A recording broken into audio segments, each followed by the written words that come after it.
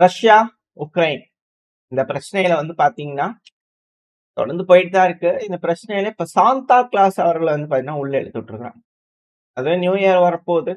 இப்ப சாந்தா கிளாஸ் அவர்கள் பாத்தீங்கன்னா, உக்ரைனுக்கு பரிசு அளிக்கிறதுக்காக பார்டர கிராஸ் பண்றாரு. அது போல ஒரு ஆட். நானும் இது இனிஷியலா பார்க்கும்போது, என்னது இது? நார்மலா ஒரு ஆட் இருக்கு இல்லையா? அப்படின்னு பார்த்தேன். அதனால ஸ்கிப் பண்ணல. நீங்களும் ஸ்கிப் பண்ணிடாதீங்க. ரொம்ப இம்பார்ட்டன்டான விஷயம் இருக்கு. அந்த சாந்தா கிளாஸ் பாத்தீங்கன்னா, வரும்போது பார்டர் செக்யூரிட்டி கார்ட்ஸ் சாந்தா கிளாஸ்னாலும் எல்லா வெரிஃபிகேஷன்லாம் பண்ணி செக் பண்ணி தான் உள்ள அனுப்புறாங்க உக்ரைனுக்குள்ள. ஏன்னா சாந்தா கிளாஸ் அவர்கள் ஏழையா இருப்பாரா போல இருக்கும் இல்லையா? கொஞ்சம் டாலர்ல இருந்ததுன்னா உள்ள விட்டுருப்பாங்களா இருக்கும். ஸோ அவர் பார்த்தீங்கன்னா நார்மலா செக்கிங் நடக்குது. ஸோ இதனால அவர் ஒரு ஆள் கூட்டிட்டு வந்துருக்காரு. குட்டி பிஸ்கட் மாரி இருக்கு இல்லையா? ஸோ அது பார்த்தீங்கன்னா உள்ள போய் ஹேக் வேர் பண்ணிருக்கு. அதாவது சாந்தா கிளாஸ் அவர்கள் கிஃப்ட் எடுத்து வர்றாரு. கிஃப்ட்டுக்குள்ள பார்த்தீங்கன்னா மிஸ் ஆயிருக்கு. என்ன பொம்மைங்களா அது? இல்ல என்னது? சாந்தா கிளாஸ் அவர்கள் என்ன மிசைல் தயாரிக்கிறாரா அவரு? தயாரிச்சு கொண்டு வந்து டெலிவரி பண்ணாரா? அப்படிங்கிற கேள்விகள் இருக்கு. பட் ஆனா ஜெலன்ஸ்கி அவர்கள் அமெரிக்காவுக்கு போயிட்டு வந்துருக்காரு. அமெரிக்காவுக்கு போயிட்டு வரும்போது ஏதோ வாங்கிட்டு வந்துட்டாரா? அதெல்லாம் செக்யூரிட்டி கேரண்டீஸ் அப்படிங்கலாம் எழுதியிருக்கு. அப்படின்னா உக்ரைனுக்கு ஏதோ ஒண்ணு இருக்கா? புரியுதுங்களா? ஒரு ஆடு, ஒரு நியூ இயர் வாழ்த்துக்கள். அதுல கூட பாத்தீங்கன்னா, சாந்தா கிளாஸ் அவர்கள கிரிமினல் மாரி சித்தரிச்சுக்கிறாங்க. இது அநீதி பண்றாங்க. சாந்தா கிளாஸுக்கு செய்யக்கூடிய அநீதி. அவர் அமைதி விரும்பி குழந்தைகளுக்கு நல்லது செய்யணும். கிஃப்ட் குடுக்கணும் அப்படிங்கிற ஒரு கேரக்டர். அந்த கேரக்டர பண்ணி இப்படி ஆயுதம் டெலிவரி பண்ற அளவுக்கு மாத்திட்டீங்களே! அதுவும் பிராடுத்தனம் பித்தலாட்டம் பண்ணிட்டு ஆயுதம் டெலிவரி பண்ற மாரி பண்ணிட்டீங்களே! அப்படிங்கோல பாத்தீங்கன்னா, ஒரு இது. சாந்தா கிளாஸ் அவர்கள் ஆயுதத்த கொண்டு நேரா பார்டர் காட்ஸ் கிட்ட டெலிவரி பண்றாருன்னா கூட ஒரு நியாயம் இருந்திருக்கும். இதுல கூட பித்தலாட்டம் தானா உக்ரைனுக்கு அப்படிங்கோல பல அணுசம் கருத்துக்கள் இருக்கு. உங்களோட கருத்துக்கள் என்ன அப்படிங்கிறது கமெண்ட் செக்ஷன் சொல்லலாம். மேபி தப்பா கூட இருக்கலாம். மன்னிச்சுக்கங்க. இது போல விஷயங்கள நெறைய பேசிட்டு இருக்கிறாங்க டீ கடை பெஞ்சுல. ஸோ நீங்க என்ன நினைக்கிறீங்க அப்படிங்கிறது கமெண்ட் செக்ஷன்ல சொல்லலாம். இப்போ மெயினான விஷயம். உக்ரைனோட அதிபரான ஜெலன்ஸ்கி அவர்கள். இப்ப செக்யூரிட்டி கேரண்டீஸ் ஆர் கம்மிங். ஸ்டேஜஸா பிரிச்சுக்கிறோம். நெறைய ஸ்டேஜ் இருக்கு. இல்ல நம்பர் 1 பிரியாரிட்டி என்ன தெரியுமா? மென்ஷன் பண்ணியிருக்கக்கூடியதுல. அதாவது சீஸ்ஃபயர் போட்ட உடனே செக்யூரிட்டி கேரண்டி அமலாயிரணும். அப்பருந்தே வந்துடணும். இதுல மிக முக்கியமான விஷயம் ஸ்டேஜஸ்ல மானிட்டரிங் மிஷன். மானிட்டரிங் மிஷன் சொல்லிட்டு சும்மா அவங்க இவங்கலாம் வரக்கூடாது. மானிட்டர் பண்றதுக்கு வரக்கூடிய நாடுகளுக்கு தகுதி இருக்கா? அவங்க எந்த அளவுக்கு பார்ட்னர்ஸ் கிட்ட எந்த அளவுக்கு டெக்னிக்கலா அவங்க கேப்பபிள்? அவங்க கிட்ட சேட்டலைட் இருக்கா? ட்ரோன் இன்ஃப்ராஸ்ட்ரக்சர் இருக்கா? அவங்களால முடியுமா? அப்படிங்கிற நபர்கள் மட்டும்தான் செக்யூரிட்டி கேரண்டில அதுவும் மானிட்டரிங் மிஷன்ல இடம் பெறணும். சும்மா நானும் ஒரு நாடு, நானும் நேட்டோல இருக்கிறேன் அப்படிங்கிறவங்க செக்யூரிட்டி கேரண்டி கொடுத்துட்டு இந்த மானிட்டரிங் மிஷன்ல இருக்க முடியாதுப்பா. அவங்களே எல்லாமே தனியா வச்சிருக்கணும். அப்பதான் அது ஃபர்ஸ்ட். செகண்ட் என்ன தெரியுங்களா? செக்யூரிட்டி கேரண்டியோட ஒரு பார்ட். ஒரு வரியா எழுதணும். பாயிண்ட் பை பாயிண்டா எழுதி கொடுக்கணும் எங்களுக்கு. அது சட்டத்துல போடணும். அதாவது ஒரு வேளை ரஷ்யா வர்றாங்க. ரஷ்யா இந்த மாதிரி 2 பேர் எட்டி பார்க்குறாங்க அப்படின்னா, இங்கிருந்து 4 பேர் போய் எட்டி பார்க்கணும். அங்கிருந்து ஒரு துப்பாக்கி சுட்டாங்கன்னா, இங்கிருந்து 4 துப்பாக்கி சுடணும். அங்கிருந்து ஒரு குண்டு வந்துச்சுன்னா, இங்கிருந்து 4 குண்டு போடணும். பாயிண்ட் பை பாயிண்ட் எழுதணும். என்ன பண்ணுவீங்க? எப்படி ரியாக்ட் பண்ணுவீங்க பார்ட்னர்ஸ் அப்படிங்கறத எழுதி கொடுங்க. சீஸ்ஃபயர் வயலேட் ஆகும்போது எழுதி கொடுங்க. அப்படிங்கிற ஜெலன்ஸ்கி. இது 2. 3வது அமெரிக்கா அதிபர் கூட நான் டிஸ்கஸ் பண்ணிக்கிறேன். அமெரிக்க ராணுவம் பிரசன்ஸ் உக்ரைன்ல பார்டர்ல ரஷ்யாக்கு எகென்ஸ்டா நிக்கணும் அப்படிங்கிறது பாத்தீங்கன்னா ஜெலன்ஸ்கி அவர்கள். ஜெலன்ஸ்கி அவர்களை வச்சுட்டு தான் ட்ரம்ப் அவர்கள் போய் ஷேமுங்க, ஃபாரின் நாட்டுல போய் வீரர்கள் சாகிறது ஷேமுங்க அப்படிங்கிறத சொன்னாரு. ஆனா என்னது இது என்னன்னு தெரியல. இவரு எப்படி என்ன ஏதோ ஒரு உலகத்துல இருக்கிறாரா இல்ல ஏதோ வாங்கிட்டு வந்துட்டாரா செக்யூரிட்டிக்காண்டி? இல்ல ட்ரம்ப் அவர்கள் மீடியாக்கள் முன்னாடி ஒரு மாதிரி பேசிட்டு உக்ரைன் கிட்ட சரிங்க சார் அப்படிங்கிற ட்ரம்ப் அவர்கள் ஜெலன்ஸ்கி அவர்கிட்ட கேட்கறதுக்குலாம் சரின்னு சொல்லிட்டாரான்னு தெரியல. சரி ஓகே. இது ஒரு சைடு போயிட்டு இருக்கு. எல்லாம் பாத்தீங்கன்னா ஜெலன்ஸ்கி அவர்கள் பேட்டி கொடுக்கும்போது இது போல பல விஷயங்கள் சொல்லிட்டு இருக்கிறாரு. ஸோ வெயிட் பண்ணி பார்ப்போம். என்னதான் நடக்குது? உண்மையாலுமே தானா? செக்யூரிட்டி கேரண்டி கிடைச்சிருச்சா உக்ரைனுக்கு? சீஸ் ஃபயர் போடுறதுக்கு ரஷ்யா ஒத்துக்கிட்டாங்களா? அப்படிங்கிற போல பல கேள்விகள், குழப்பங்கள் இருக்கு. என்னதான் நடக்குது இந்த உலகத்துல? ஒரு செய்திகளும் நம்பகத்தன்மையா இல்லையே அப்படிங்கிற கேள்விகள் இருக்கு. ஏன்னா ஒரு தலைவர்களும் ஒரு மாதிரி பேசுறாங்க. இவங்க என்னடான்னா செக்யூரிட்டி கேரண்டி இல்லங்கிறாரு. அமெரிக்கா நாங்க சப்போர்ட் தான் பண்ணுவோம். ஈராக் தான் குடுத்துக்கணும்ன்றாரு ட்ரம்ப் அவர்கள். ஜெலன்ஸ்கி அவர்கள் நான் மிசைலே வாங்கிட்டு வந்துட்டேன் அப்படிங்கிறது போல சாந்தா கிளாஸ் வச்சு அடல்லாம் எடுத்துக்கிட்டு இருக்காரு. செக்யூரிட்டி கேரண்டில அமெரிக்கர் ரஷ்யாக்கு எகென்ஸ்டா நிக்கணுங்கிறாரு. என்ன நடக்க போகுதுன்னு தெரியல. ஆனா பரபரப்புக்கு பஞ்சமே இல்ல. களத்துல வழக்கம் போல தாக்குதல் அப்படிங்கிறது இருக்கத்தான் செய்யுது. ஒடசா பகுதியில எலக்ட்ரிக்கல் இன்ஃப்ராஸ்ட்ரக்சர் எல்லாத்தையும் அடிச்சு விட்டதுனால பவர் இல்ல, கரண்ட் இல்ல, ஹீட்டிங் வேலை செய்யல, பவர் சப்ளை இல்ல, வாட்டர் சப்ளை இல்ல அப்படிங்கிறது போல குற்றச்சாட்டுகள் வர ஆரம்பிச்சிருக்கு. ஒடசால பல பகுதிகள் நம்ம கூட காலையில பார்த்தோம் இது கப்பல்கள் அடிச்சிட்டாங்கன்ட்டு.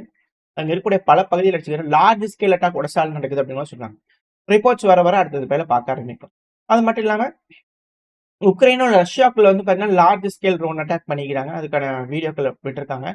ரெண்டாவது ரஷ்யாவோட டிஃபென்ஸ் தரப்புல இருந்து வந்து பார்த்தீங்கன்னா எப்படி ட்ரோன்கள் உக்ரைன்ல இருந்து ரஷ்யாவோட அதிபர் மாளிகை இருக்கு இல்லையா, ஸோ அந்த சுத்தி எப்படி போச்சு அப்படிங்கிறது போல அந்த ரூட்டை வந்து பார்த்தீங்கன்னா விட்டுருக்காங்க. ஸோ இது போல பல விஷயங்கள் நடந்துகிட்டு இருக்கு. அப்படியே நம்ம மிடில் ஈஸ்ட் கொண்டோம்னா இந்த ரஷ்யா உக்ரைன் பிரச்சனைல குறைவே இல்லை. அது அமைதி பேச்சுவார்த்தை அப்படிங்கிறது இல்லை அப்படிங்கிறது போல எடுத்துக்கலாம். அடுத்து அப்படியே மிடில் ஈஸ்டுக்கு வந்துட்டோம் அப்படின்னா சொமாலியாவோட அதிபர் ஹசான் ஷேக்கி அவர்கள் மஹமூத் அவர்கள் சொமாலியாவோட அதிபர். அவர் வந்து பாத்தீங்கன்னா என்ன சொல்லிக்கிறாருன்னா, எங்களுக்கு இன்டெலிஜென்ஸ் தகவல் கிடைச்சிருச்சுங்க, பர்ஃபெக்டான இன்டெலிஜென்ஸ் தகவல். அதாவது இது கூட வந்து பாத்தீங்கன்னா யூகேவோட இன்டெலிஜென்ஸோட பலே பிரமாதமா இருக்கு. எவ்வளவு சீக்கிரமா கொடுத்துருக்காங்க பாருங்களேன் அப்படிங்கிறது இருக்கு. ஸோ இவங்களோட இன்டெலிஜென்ஸ் தரப்பு வந்து என்ன மிக முக்கியமான ஸ்டெப் சொமாலிலாண்டு இஸ்ரேலோட ஒப்பந்தங்கள் போடப்பட்டிருக்கு.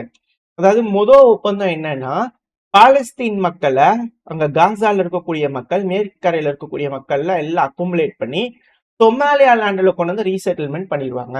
இது ஃபர்ஸ்ட் ஸ்டெப். செகண்ட், இந்த கல்ஃப் ஆஃப் ஏடன் இந்த பகுதி இருக்குல்ல, செங்கல் உள்ள போகக்கூடிய அந்த நுழைவாயில், வெளியே வரக்கூடிய அந்த வாய், எப்படி வேணா வச்சுக்கலாம்.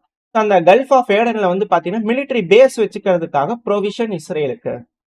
மூணாவது, சொமாலி லேண்ட் வந்து பாத்தீங்கன்னா ஆப்ரஹாம் அக்காட்ஸ்ல வந்து பாத்தீங்கன்னா இஸ்ரேல ஆதரிக்கும். இஸ்ரேல் இவங்களை பண்ணும்போது இவங்க அவங்களை பண்ணுவாங்க. ஸோ அது போல வந்து பாத்தீங்கன்னா இது அக்ரிமெண்ட்ஸ் வந்து இஸ்ரேலோட கையெழுத்தாயிருக்கு. ஸோ இந்த காரணத்தினால இஸ்ரேல் வந்து பாத்தீங்கன்னா சொமாலியா லேண்டை ஒரு நாடு அக்செப்ட் பண்ணிக்கிறாங்க. இது எல்லாம் நடக்கலாம், எல்லாமே இம்ப்ளிமெண்ட் பண்ணலாம். ஆனா எதிர்காலத்துல என்ன நடக்கும் தெரியுமா? ஒரு பண்டோரா பாக்ஸ உலகத்துல ஓபன் பண்ணி விட்டாங்கன்னு அர்த்தம். அப்படிங்கிறது போல திரும்பி இந்த வார்த்தைய இப்போ சொமாலியால இருந்து வந்து பாத்தீங்கன்னா அதிபர் தரப்புல இருந்து இந்த வார்த்தை வந்திருக்கு. இதுக்கு முன்னாடி ரஷ்ய தரப்புல இருந்து சொல்லியிருந்தாங்க யுஎனுக்கு அவர்கள் யுஎனுக்குன்னு பர்மனண்டா ரஷ்ய தரப்பு தான் அலோகேட் பண்ணிருப்பாங்க. அவரு ஒரு தடவை சொன்னார், பண்டோரா பாக்ஸ் ஓபன் பண்றீங்க பார்த்து பண்ணுங்க அப்படிங்கிறத சொல்லியிருந்தாரு. அதே போல இப்ப சொமாலியா தரப்புல இருந்து வந்து பண்ண சொல்லிக்கிறாங்க இஸ்ரேல், நீங்க பண்டோரா பாக்ஸ் ஓபன் பண்றீங்கப்பா அப்படிங்கிறது போல. ஏன்னா இப்ப இஸ்ரேல் இங்க கொண்டு வந்து பேச வைக்கிறாங்கன்னா, நாளைக்கு சொமாலியாவான இவங்க மத்த நாடுகளோட பேச கொண்டு வந்து வைக்க கூடாதுன்னு யோசிக்க மாட்டாங்களா? அவங்க அக்ரி பண்றாங்கன்னு இவங்க பண்ண மாட்டாங்களா? இஸ்ரேல் மட்டும் தான் அங்க பேஸ் வைக்கிறதுக்கு ஆளுமையோட இருக்காங்களா? இங்க சொமாலியால பேஸ் வைக்கிறதுக்கு வேற யாருக்குமே ஆளுமை இல்லையா?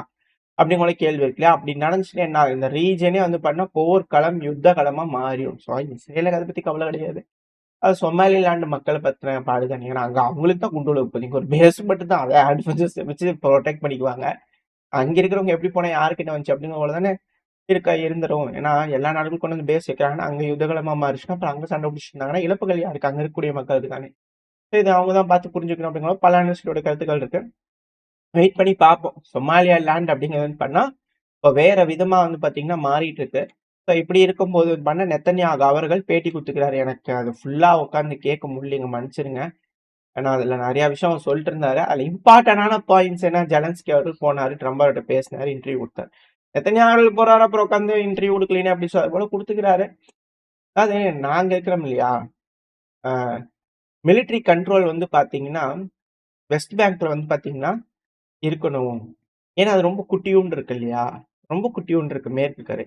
இப்போ அது வந்து பாத்தீங்கன்னா நம்ம மேற்கு கரை வந்து மிலிட்ரி நம்ம கண்ட்ரோல்ல இருக்கணும் அப்படிங்கிற இஸ்ரேலோட அதிபர் தரப்பு வந்து. ஸோ ட்ரம்ப் அவர்கள் அதான் நினைக்கிறாரு அப்படிங்கிற சொல்லிக்கிறாரு.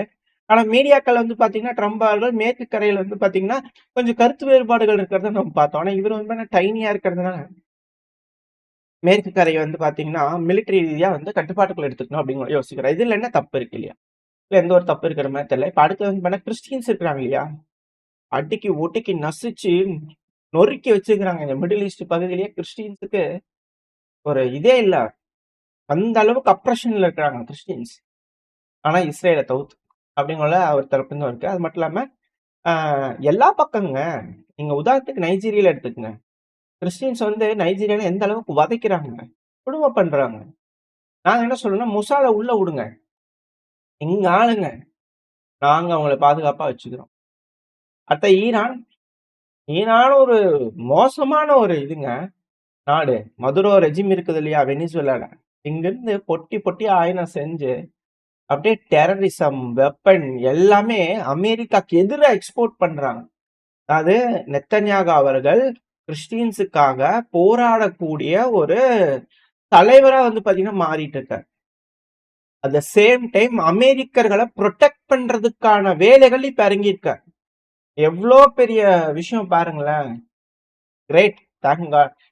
தேங்க் காட் நெத்தன்யாகு அவர்கள் இந்த உலகத்துல இருக்காரு. இல்ல அப்படின்னா கிறிஸ்டியன்ஸ் எல்லாம் என்ன ஆவாங்க? தேவர்களால் ஆசீர்வதிக்கப்பட்டவர் ட்ரம்ப் அவர்கள அந்த தேவ தூதரை வந்து பாத்தீங்கன்னா காத்தருள்றதுக்காக ஆசீர்வதிக்கப்பட்டவர் தான் நெத்தன்யாகு அவர்கள். எந்த ஒரு மாற்றம் இல்ல. அமெரிக்காவை ப்ரொடெக்ட் பண்ணதுக்கு இருப்பாரு. ஹிஸ்புல்லா, அம்மாஸ் அது இதுன்னு சொல்லி எல்லாம் அமெரிக்கால ஏற்றுமதி பண்றதுக்காக ஈரான் தரப்பு பண்றாங்க. இவ்வளவு பல விஷயங்கள் பேசினாரு. அது ஃபுல்லா கிரகிச்சுக்க முடியல. அந்த அளவுக்கான பவர்ஃபுல்லான ஒரு ஒலி வட்டம் இருந்துச்சு. ஸோ அதனால கிரகிச்சுக்க முடியல என்னால. அதனால ஓரளவு தான் பார்த்தா அது இருக்கக்கூடிய இம்பார்ட்டன்டான விஷயம். ஆனா இந்த சமயத்துல வந்து பண்ண ஈரான்ல ஸ்டூடெண்ட்ஸ் ப்ரொட்டஸ்ட கையில் எடுத்துட்டாங்க. 3 நாளா தொடர்ந்து ப்ரொட்டஸ்ட் நடந்துட்டு இருக்கு. அதாவது ஈரானோட ஆளுகின்ற அரசாங்கத்துக்கு எகெயின்ஸ்டா, அதாவது கமேனி அவர்களுக்கு எகெயின்ஸ்டா நாங்க போராட்டம் பண்ணல. இது என்ன ஒரு பிரச்சனைனா கரப்ஷன், ஊழல் ரொம்ப அதிகமா இருக்கு ஈரான்ல. கவர்மெண்ட் அபிஷியல்ஸ் தப்பா இருக்காங்க அப்படிங்கறது வந்து பாத்தீங்கன்னா சொன்னாங்க. மொசாட் ஏஜென்ட்ஸ் உள்ள ஃபுல்லா பூந்து சர்வநாசம் பண்ணி வச்சுக்கிறாங்க ஒரு நாட்டை. அப்படி இருக்கும்போது அப்புறம் என்ன பண்றது? அதாவது அவங்க நாட்டை பாதுகாப்பா வச்சுக்கிறதுக்காக இந்த நாட்டுல நல்வழிப்படுத்துறதுக்காக வேலைகள்ல இறங்கியிருக்காங்க. அப்படிதான் வச்சுக்கணும். தப்பால எடுத்துக்கூடாது இல்லையா? ஈரான் வந்து பண்ண தொடர்ந்து ப்ரொட்டஸ்ட் நடந்துட்டு இருக்கு. கரப்ஷன் பண்ணக்கூடிய அதிகாரிகள்னா ஒழிக்கணும் அப்படிங்கிற ஸ்டூடெண்ட்ஸ் வந்து ப்ரொட்டஸ்ட் பண்ணிட்டு இருக்காங்க. எப்படி இதை கட்டுப்பாட்டுக்குள்ள கொண்டு வரான்னு பார்ப்போம். இல்லை ஜென்ஜி ப்ரொட்டஸ்டா மாறிடுமா அப்படிங்கிற அச்சங்கள் பல அனலிஸ்டுக்குள்ள இருக்கு. ஒன்ஸ் ஈரான் போச்சுன்னா ரஷ்யா, இந்தியா, சீனா எல்லா கூடைய கமிட்டி மண்டையில ஒரு துண்டை போட்டு உட்காந்து வேண்டியதான். என்ன நடக்க போறாங்களா? ஈரான் முடிஞ்சுதான் எல்லாம் முடிஞ்சு, அவ்வளவுதான். அடுத்து ட்ரம்ப் அவர்கள் ஒரு போஸ்ட் வேற போட்டுக்கிறார். இப்ப நெத்தன்யா அவர்கள் பேசினது ஒரு சைடு, ட்ரம்ப் அவர்கள் வந்து பாத்தீங்கன்னா வேற மாதிரி ஒரு போஸ்ட் போட்டிருக்காங்க.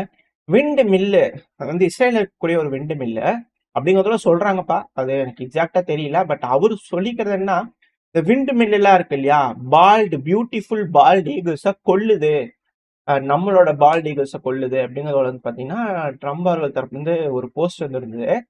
இதை வந்து பாத்தீங்கன்னா இது எதுக்காக சொல்றாரு தெரியுங்களா? இதுல ஏதாவது க்ளூ இருக்கு, கண்டுபிடிங்களே பார்ப்போம் அப்படிங்கிறது போல பல அனலிஸ்டுகள் கருத்துக்கள் இதை வந்து டீகோட் பண்ணிருக்கிறாங்க. கிறிஸ்டியன்ஸ் ஆகிறதுக்காக தேவ தூதர் வந்து குரல் கொடுக்கிறாரு, ஓகே. ஒரு ஈகிள்ஸ் ஆகிறதுக்குமா வந்து குரல் கொடுப்பாரு? அந்த அளவுக்கான கட்டளைகள் வந்திருக்கா? ஐயோ அப்படிங்கிறது போல வந்து பாத்தீங்கன்னா இருக்கு. இதுக்கு பின்னாடி என்ன காரணங்கள் இருக்கும் பாருங்களேன் அப்படிங்கிறத பலரோட கருத்துக்கள். இதுல பிரதானமா பேசக்கூடிய கருத்துக்கள் என்னன்னா, அதுல போடக்கூடிய டேட் 9/11. இது எதை குறிக்குது? ஒரு மோசமான நிகழ்வு அமெரிக்காவில் நடந்தது இல்லையா, ட்வின் டவர் அட்டாக். அதுக்கும் இந்த விண்ட் டர்பைனுக்கு ஏதாவது சம்பந்தம் இருக்குமா? பால்ட் ஈகிள்ஸ் ஆகுது அப்படின்னா 9/11ல அமெரிக்கர்கள் இறந்ததா இதை குறிப்பிடப்படுதான். எதுக்காக இதை போட்டிருக்காரு இப்போ அப்படிங்கிற கேள்விகள் இருக்கு. ஒருவேளை 9/11 பண்ணது வந்து பாத்தீங்கன்னா இப்போ வேற புதுசா இவங்க இது போல ஆயிடுச்சு, அதனால நம்ம இதுக்கு வந்து ஏற்றுமதி பண்ணது இவங்க தான், இந்த வழியா தான் வந்துட்டாங்க, இவங்களுக்கு அடக்க ஏதாவது வந்துருமா, அது போல ஏதாவது ஒரு கனெக்ஷன் வந்துருமா அப்படிங்கிறது போல பல அச்சங்கள் வர ஆரம்பிச்சிருக்கு. யாரை கையை காட்ட போறாங்கன்னு தான் தெரியலையே அப்படிங்கிறது போல இருக்கு.